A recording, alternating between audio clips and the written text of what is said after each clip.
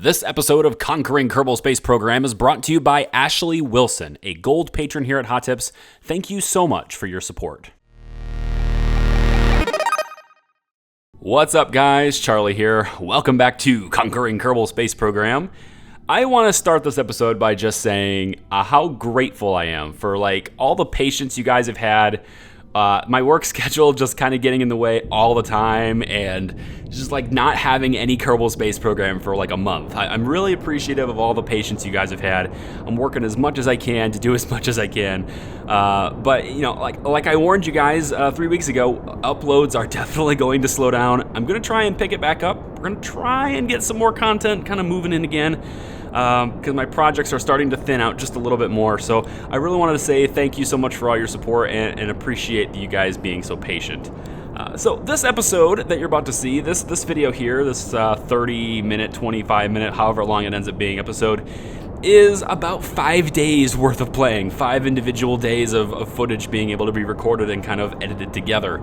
And there's, throughout the course of this, I've definitely noticed that there are some problems with my designs. There's definitely some problems with how the game is once again calculating our delta V. As you'll notice that the delta V is going down faster than our influence over the craft is going down. But even if that bug didn't exist in this craft, I wouldn't have been able to slow this down fast enough. So as you can imagine, we're gonna hit the ground here way too fast. We're gonna break some stuff. But strangely enough, we didn't actually blow the whole craft up. In fact, most of it actually kind of stays intact. I don't know if this is a bug or if this is just kind of how things would work on Minmus. I mean, we don't have that much weight, but we did hit the ground very, very fast. I know that there's, some sort of strength in those landing legs that I had lowered, and those landing legs are totally busted now. All 4 of them are. Our adapter plate to our K&K pieces that we were going to attach to it, our little garages and stuff and our fuel tanks, that's also busted. But pretty much everything else has stayed okay. And it's really impressive to me. This thing, I've left this footage completely untouched, completely in real time, no editing. You can even see the garbage collection. And this is exactly how it happened when I went to land this thing. I wasn't able to slow it down in time. I didn't have the thrust to weight ratio to slow down very quickly. I probably could have done it, but the fact that I didn't have enough delta V in this thing anyway really just... this thing was pretty much doomed, except it's not doomed. It's gonna sit right here, and it's fully upright, and it's 10 kilometers away from where we need our base to be, but it's survived, and the mech jeb still works and everything. This is an unmanned craft. The antenna is still fully functional.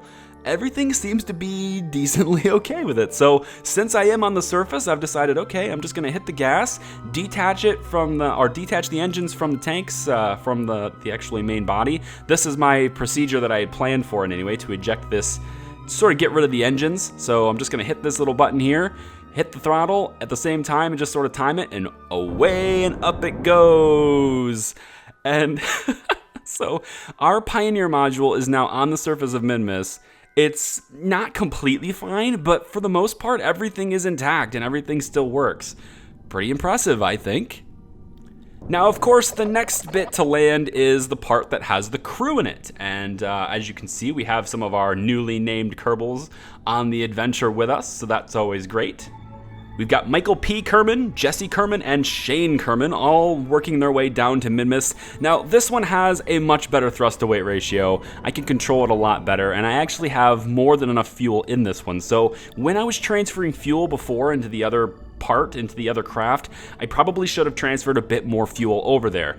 I think I might have had enough to pull it off. If I would have planned a little bit ahead, if I would have done a lot more proper planning, I probably could have pulled that off without having any disasters. But just in the sporadicness, if you will, and in the sort of, I guess, yeah, it's the only way I can describe it, the sporadicness of my ability to play this game, there's just things I overlook, and I have no other excuse. I simply failed that part, but surprisingly, it's intact. So we're able to land this part on Minmus pretty successfully. I am going to tip it over, not intentionally. I didn't want it to land this hard, but I did want to tip it over because then I can rotate it and kind of roll it over closer to the base. but I'm noticing really quickly that I don't have enough monopropellant to get it all the way over there anyway. And so I kind of decided, okay, let's just stop this. Let's get it pointed to where we can at least have one of our solar panels facing the right direction and facing upwards so that we don't run out of electricity for these guys. Now, these 3 Kerbals are going to have plenty of life support. They're going to be able to survive like a year on the surface, probably more with the life support they have. They won't need to do it that long because I'm going to go back there, but that's just kind of the way it is. So one of the units is a little bit far away from the rover. It needs to be closer. And one of the units is like 10 kilometers away. So the plan here needs to be to not just bring things to the surface anymore, because we already have everything we need to start building, but we need to get those units close together. We need to get those things basically to be at the same point so that I can connect them. And there's only one way I'm going to be able to do that, and that's to utilize the tug that I had built before, the sort of mover, if you will, the rover with the claws on it that I had built earlier. We're going to utilize this model, and I'm going to need 2 of them. But the problem still remains, how do I get it to min-miss? How am I going to get this thing? It doesn't fit in any cargo bays, right? That was the whole problem before. If I try to put a cargo bay up to it, it simply doesn't fit in there without clipping through the side. And that was my whole main problem. Well, upon just taking one extra look, upon just kind of looking one more time and trying to see how, is there any hope of this happening, I stumbled across another cargo bay that I hadn't yet seen before. It's this S2 wide body cargo bay. And somehow I missed this before, but I'm looking at it now, and the thing, I feel like it was built for this purpose. I feel like this thing exists purely to carry my rover. It is perfect. It is the perfect size. And so I thought, okay, well, I have a cargo bay. It can fit my rover in there. Can it fit 2? Well, of course, I can just slam 2 cargo bays together. But how do I get it up to min-miss? What's the best way to do that? And I thought, what would probably be the most fun way to do it would be to build another space plane. Yay! Another space plane with another purpose. This time, I'm going to use the S2 parts again, which is the same sort of system as the Bartman is using, but instead of having cargo being people, we're going to have cargo being actual cargo, and we're going to have cargo actually be the rovers. And so this assembly process takes a long time. And when I say 5 days worth of playing went into this episode, and like scattering around time within the very limited schedule I have between my work schedule and everything else that's going on in my life, this is 4 of those 5 days. The plane assembly, the designing of the plane is 4 of those 5 days.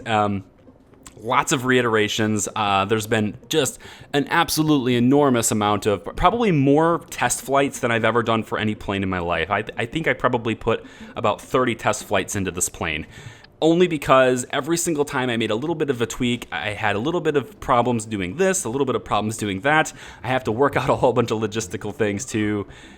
I had this idea where I want the cargo bay to open up at the bottom, which is not really that original. A lot of people do this.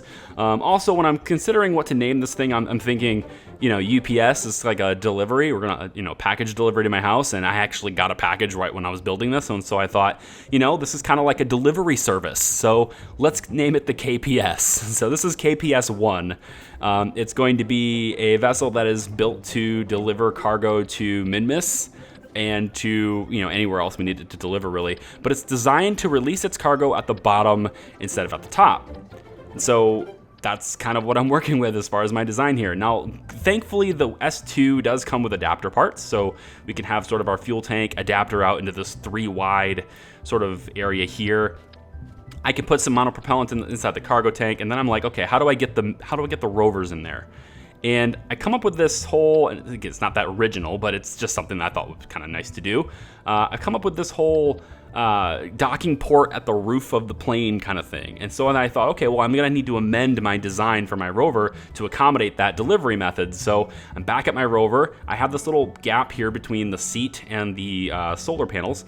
And so let's actually put some struts in here, and let's make sort of like this little pillar, this little attachment point at the top of my rovers that's designed to grab a hold of that cargo bay and be used with that cargo bay. So that's essentially what you're seeing now. So once I've got that point established, I go back to my plane. I make it a sub-assembly first, of course. Go back to my plane, and I try to put it in the cargo bay. Lots of clipping problems with that. Have to also amend some problems there, but really just using the same method as before, using a strut, using these little octagonal struts to extend it down. There's like the cargo bay is actually pretty decently designed. It's actually really cool. It's got sort of this wave, this tiered look to it. Sort of wraps around the rover. It has a sort of a higher at the top, so I can nestle my docking port in there. It sticks out. It doesn't clip anything. It fits perfectly. Like I said, I think this cargo bay was like built for this purpose. It is awesome. So again, lots and lots of testing, lots and lots of playthroughs. I get to the point where I've got both of the rovers in the cargo bay, and then I think, you know what? How do I want to land this on Minmus? Like, what's my goal here to land this? Am I just going to turn it backwards and fire it backwards and tilt it up? And I could try that, but then I thought, maybe we'll try a VTOL kind of thing. Maybe we'll put some thuds on the side, and we'll just try and sort of lower ourselves down on a VTOL style. That might be kind of cool. So I put 4 thuds on the side, and I'm not really sure about the thrust-to-weight ratio with those engines. I'm not really sure how that's going to work very well, but it's min-miss, so I have high hopes that it might be enough, at least for a while, and we'll see how things progress from here. So I'm taking a look at building wings. I still don't know how to do procedural wings. I have no idea how to work with that. I don't have the time to learn. It's one of those deals where it's like, either I go with what I know, which will take me less time, and time right now is my biggest currency, or I just kind of try to learn the procedural wings and maybe be faster in the future. Right now, I'm just going to think short term. So we're going to be building things out with the same B9 aerospace wings as we have been earlier. And B9 is actually one of the reasons why this series is still on version 1.1.3 of Kerbal Space Program. 1.2, I'm actually pretty surprised, and maybe I shouldn't be because it's been a while since I've done KSP stuff yet. But the mods are actually coming along quite nicely. A vast majority of the mods that I'm using for this series are already compatible with 1.2. Very cool. But not all of them are. And until all of them are, I can't move this series to the next playthrough. B9 is one of those mods, and it's a significant mod for my playthrough because a lot of my crafts, the majority of my crafts, utilize at least one part from the B9 aerospace pack, at least their legacy parts or whatever. So that's what this whole plane is. All of my space planes are pretty reliant on B9 parts. I just really like B9 parts. It's not to say I couldn't build a plane with stock parts, but I really like how B9 does their stuff, and I really like the parts to use them. And I, yes, do find it easier to build a plane with them, so I do. So the biggest problem I always have with a space plane when I'm building it is fuel, obviously. It needs to reach its destination, and it needs to be able to perform its mission. And I had to make a guess, or I had to make a conscious choice here as exactly how I wanted this plane to be utilized. And the plan is to get it to Minmus, but not to get it back. I don't care if the plane returns. And the reason for that is because it's going to an area where we're going to have material kits to build a base. And I don't really care if the plane returns because, one, it would cost more to build the plane with the effectiveness of me having it return. But two, even if I did want it to return, it doesn't have to have the fuel right away to do that because we're building a refueling station on Minmus. So if I need it to return, I'll just refuel it on Minmus using the components that I'm going to have, using the resources that I'm going to have on Minmus, which makes total sense. So I don't need to design this with the idea of it returning in mind. And so there's no need for parachutes or anything like that because and actually the plan when building this thing is to eventually break this plane down while we're on Minmus and break this thing down and use it for material kits later. So this is actually going to be a cargo ship that's not only hauling cargo as its cargo, but hauling itself as the cargo as well. Now, this part here was, I think, the primary reason why it took me so long to build this plane is because there's a balance between how much fuel I can have and the weight at which that fuel takes up and the weight at which that fuel causes me to need more thrust or need to use more fuel, etc. I mean, whenever you're building a space plane, really a plane in general, it's always harder, for me at least. Maybe it's not for some people, but for me, building planes is harder than rockets. I just find planes to be much more difficult than rockets because I think there's so many more variables to consider. But that being said, the position of my wheels, I also have to deal with fair amount of aerospace research, of course, and making it sure it's aerodynamic. But the position of my wheels, how big my wheels need to be, etc. You'll notice here that I'm actually putting 2 sets of wheels on there. And this might be weird to some people who are watching this going, why does he have bigger wheels and why does he have smaller wheels? And the reason for that was because, again, the initial plan is to take off from the runway here and land on Minmus.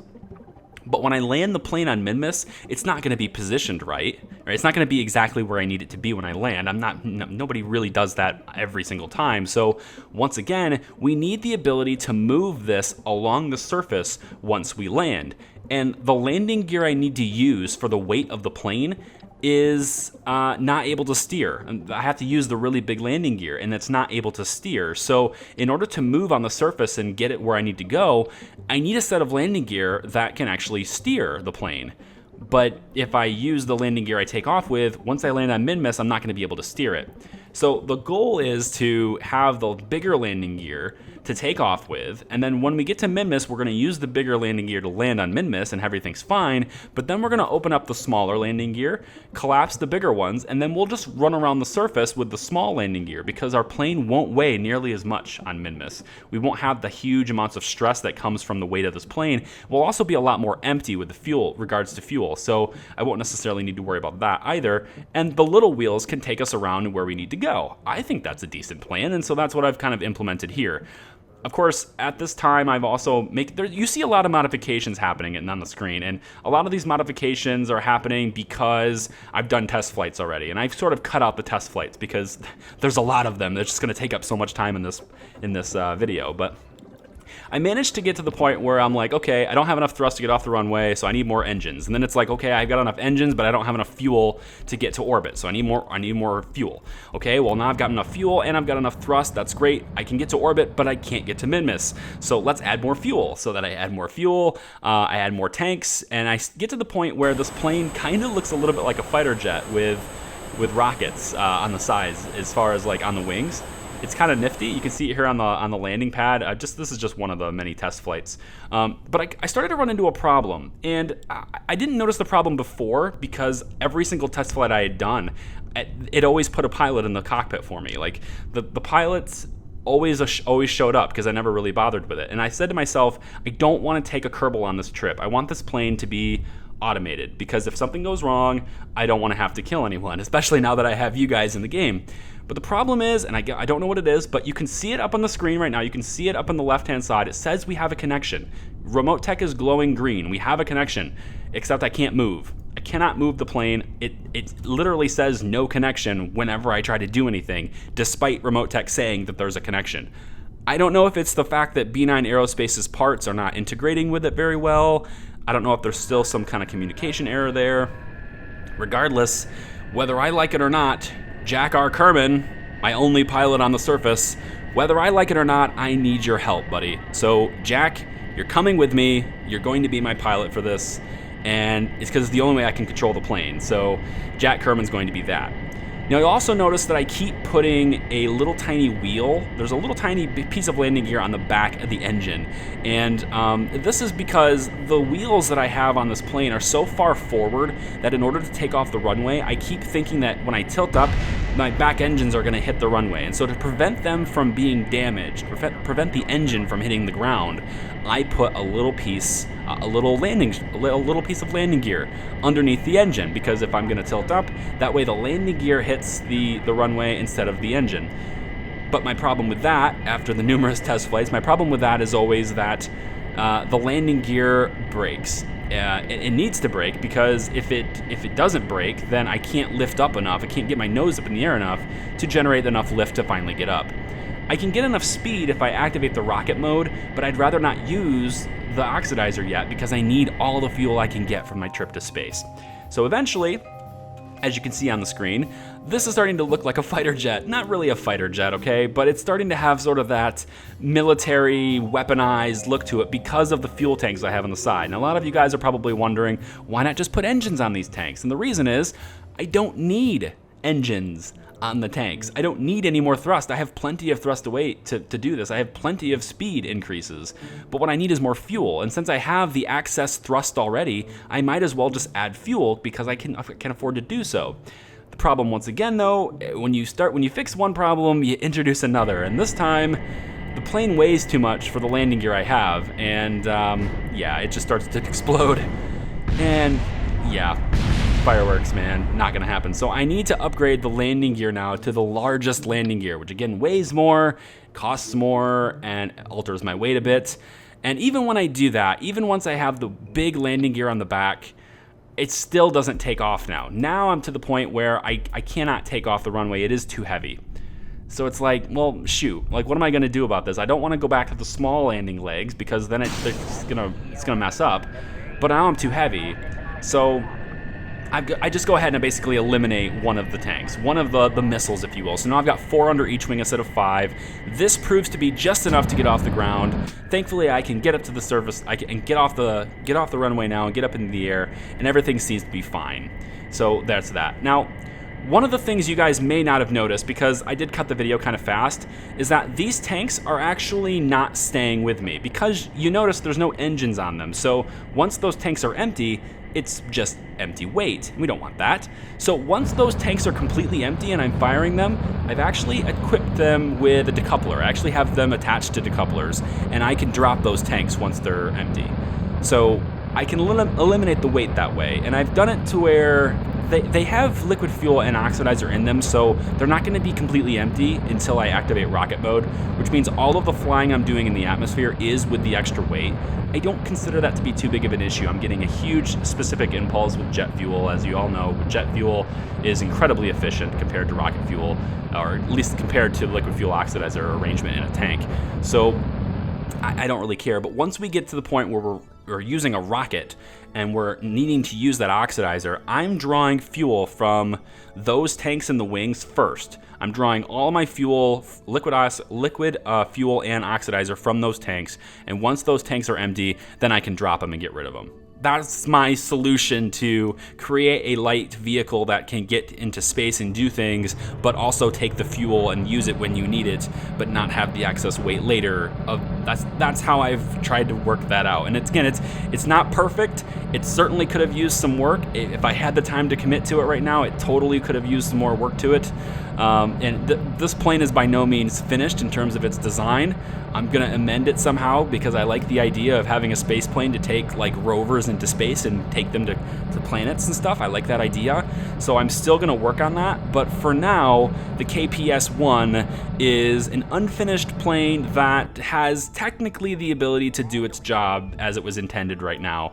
And so that job is, of course, to get these rovers into space, which we're able to do, get them into orbit, which we're able to do, and it ends up orbiting Kerbin with about 1,100, a little over 1,100 delta V remaining, 1,100 meters per second, which is enough to get to Minmus, and it's almost enough to get on the surface of Minmus, I think. It's very close. I think it probably needs another 300 or so, but it's enough to get to where it needs to be. And if Minmus had a station orbiting it right now that had fuel in it, which currently I do not, but if Minmus had a station orbiting it that had fuel, this would be fine. This design would work wonderfully, and everything would be cool. It actually has 1,192 meters per second, you can see on screen when I activate that tank.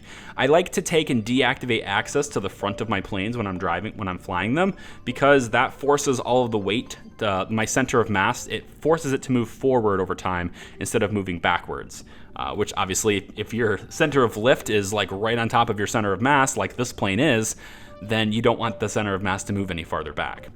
So the plan here is, since I've got it into space, I've got Jack on board, plenty of life support, he can live for over a year. The plan now is to rendezvous with the PISS. We're gonna rendezvous with the station and get some more fuel in this thing and then take it where we need to go. Because the station's here, it's got fuel in it, we might as well. Now, the PISS actually doesn't have its fuel tank attachments to it yet. We haven't put the giant fuel tanks on the PISS yet. And so there isn't a whole lot of fuel for the KPS1 to use. But the Bartman is still here.